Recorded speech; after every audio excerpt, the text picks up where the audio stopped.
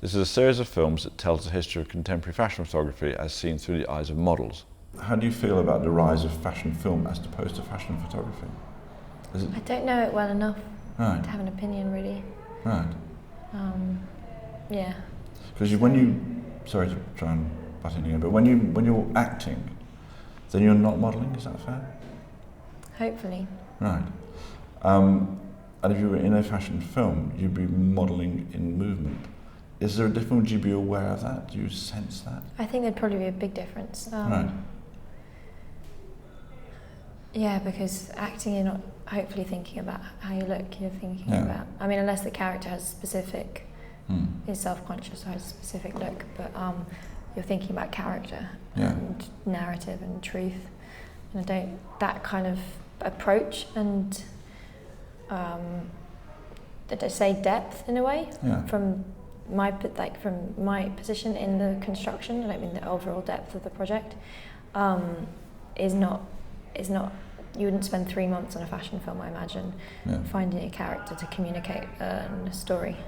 I've done some films for fashion and I think of them more in those terms than my approach. If I was doing something acting wise, I'd take a really long time to work on it and be really working to try and get truth in a way that I'm not trying to belittle whenever I've done films in fashion, but it's a much more responsive to the environment, the action. Well, there's a very different set of demands on you as a model as there is on an actress. You certainly wouldn't be going into one of Tim's shoots or Stephen's shoots, as you say, after spending 3 months reading up your part of the girl who's next to the huge fish. Because in a way it's that spontaneity. It's the spontaneity, exactly. Of what's in his mind, and to a certain degree what you're interpreting in his mind, and you're allowing yourself. And you're not speaking and you're not moving. Like maybe there's a crossover with the fashion film thing, but it's you're visual. Yeah. I was intrigued about this. Do you want to tell me who it is? That's Gillian Wearing, the artist, who I think is brilliant. And she'd asked to work with me. Originally, actually, she wanted to do a homage to William Eggleston. And instead, we ended up doing one of these works, mask works. And so she did a cast of my face and from that made this mask. She made lots of them actually. She made maybe 8, 10 masks. And this is the one they ended up choosing to use, which is smashed in on the left side and she painted. And then it's me wearing it.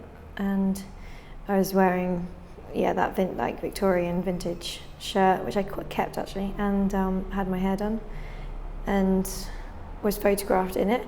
And then she actually just gave me, a few weeks ago, I've stayed in touch with her, another print that she's made of her wearing my mask. All right, okay. And because this represents a different genre of modelling if you want.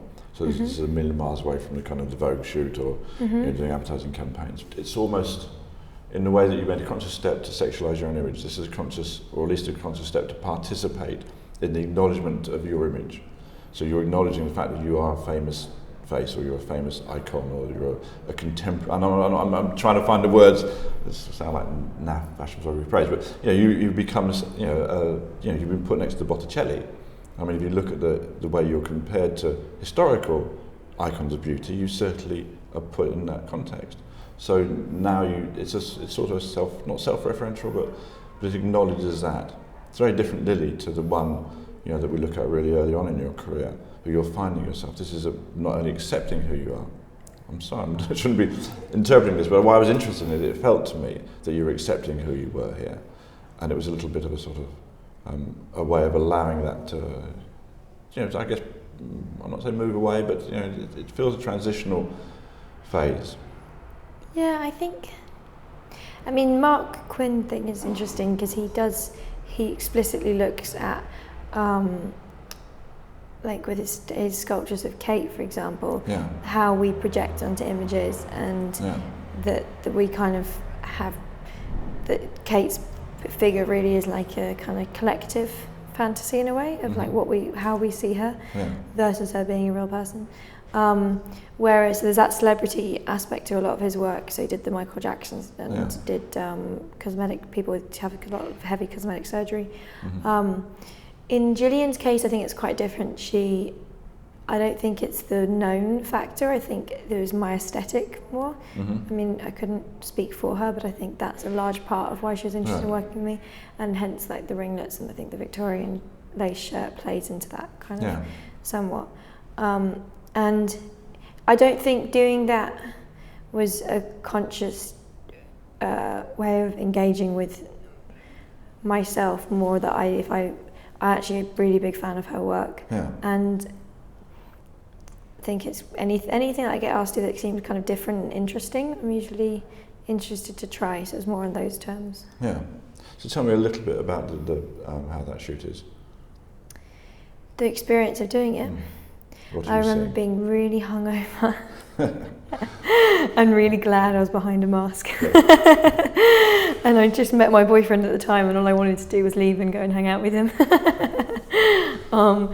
So and I was probably as hollow as I seem in that picture, which was quite apt.